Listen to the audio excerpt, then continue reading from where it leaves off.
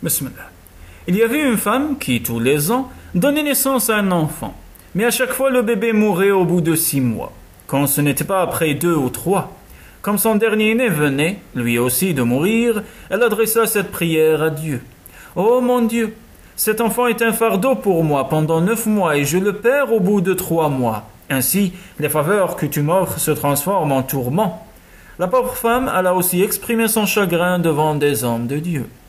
Mais 20 enfants sont tous morts les uns après les autres, et à chaque fois le feu de la séparation a brûlé mon cœur. Or une nuit, elle fit un rêve. Elle vit le paradis, jardin éternel et parfait. Je dis un jardin, faute d'autres mots. Bien sûr, le paradis est indescriptible, mais un jardin en est une image. Bref, cette femme rêvait du paradis, et là, elle vit un palais sur l'entrée duquel son nom était gravé. Elle en fut remplie de joie, et entendit une voix qui lui disait « Ce palais est offert à qui est capable de sacrifier son âme à Dieu. Pour mériter une telle faveur, il faut servir longtemps.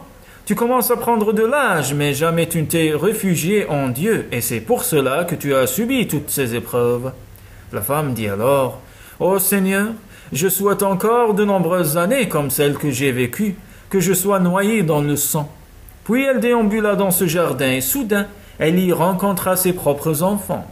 Alors elle s'écria « Oh mon Dieu, mes enfants étaient cachés à mes yeux, mais pas aux tiens.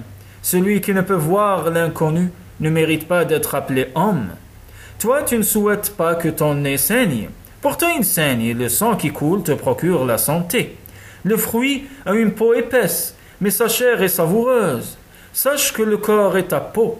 Ton âme, qui est renfermée, vaut bien davantage. L'intérieur de l'homme est ce qu'il y a de plus beau. Aussi, recherche cette beauté.